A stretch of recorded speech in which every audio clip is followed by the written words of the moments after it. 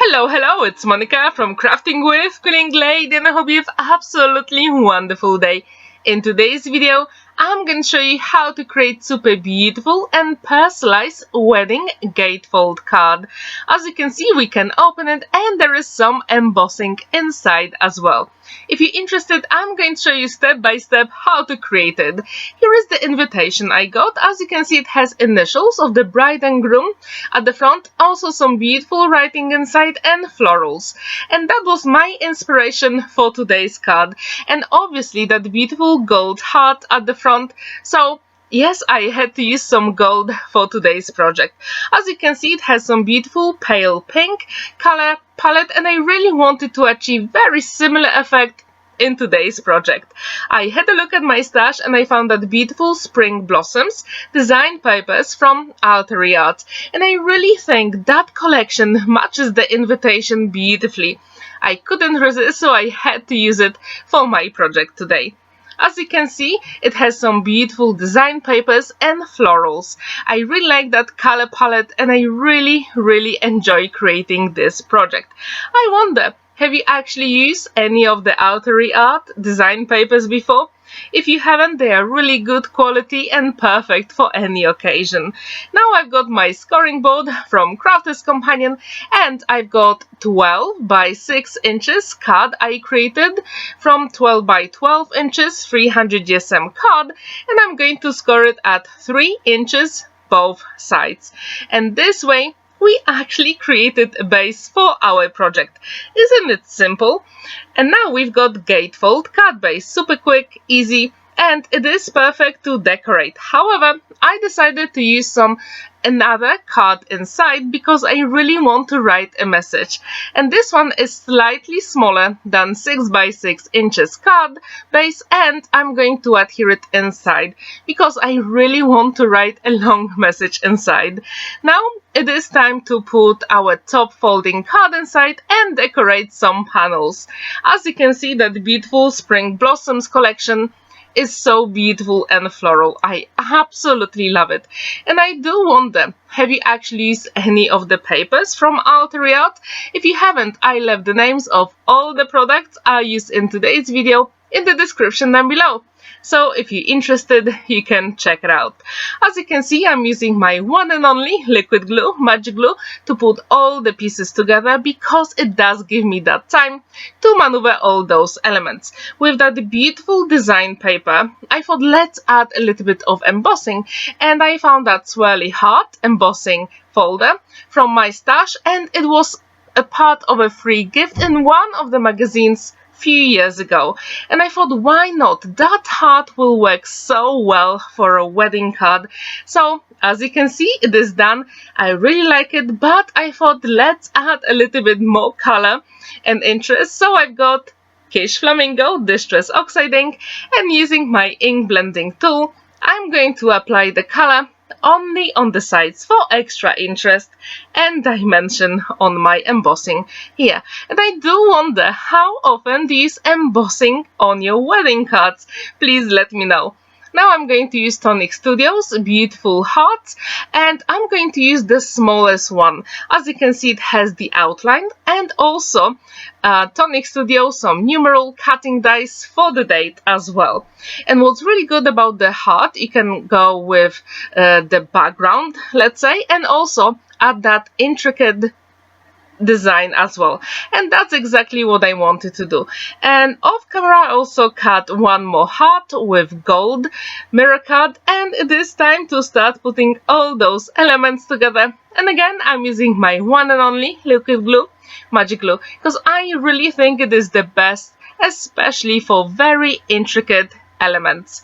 And as you can see, I also have some initials of the bride and groom, and they are again in gold mirror card, so everything matches beautifully. I have a look at that beautiful heart and something was missing, so I decided to add a few florals that will match the front of a card. And I do wonder, do you do that exactly the same in your card making, or do you try to leave the inside a little bit more elegant and clean? Please let me know, what do you prefer? As you can see, I'm using my scissors to fussy cut, so actually you don't really need any cutting dice to do it. It is super simple, and I really like fussy cutting, so it was perfect for me. Now it is time to put all those elements on our card, and as you can see, again, I'm using my one and only liquid glue.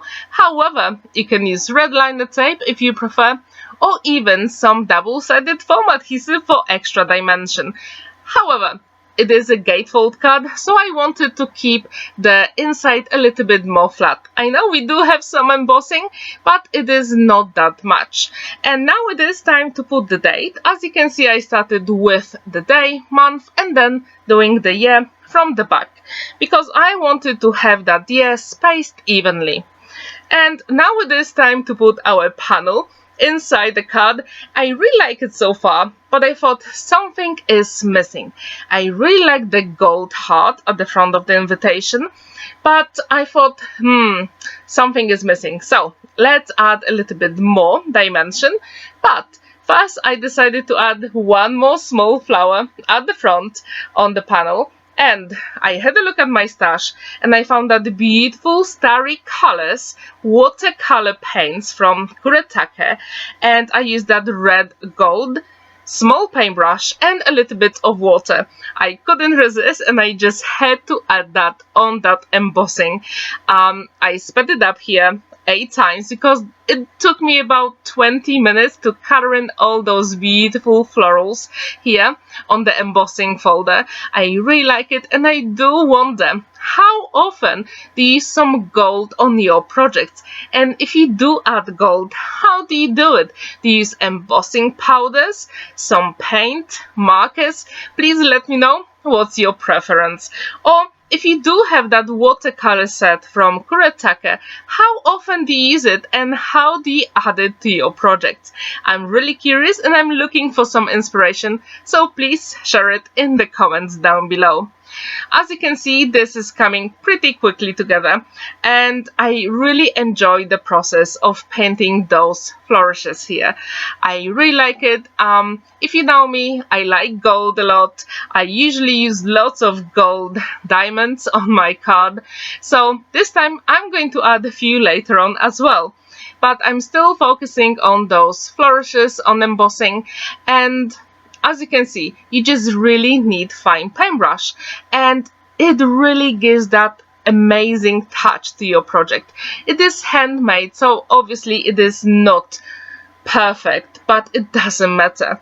It will be beautiful anyway when we finish.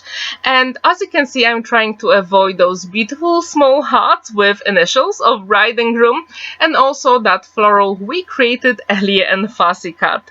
And it is nearly done, and at this point I thought I really like it, but should I add a little bit more sparkle? But I decided against it, because what's really good about that beautiful Starry colors paint set, that actually when you tilt it, it catches the light beautifully.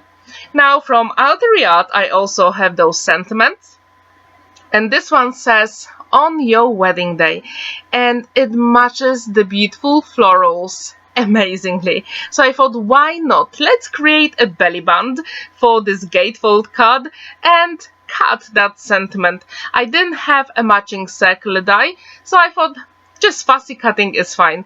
Now it is time to create that belly band. I literally just have to trim it, and it is ready for card. So I'm going to put it around the card.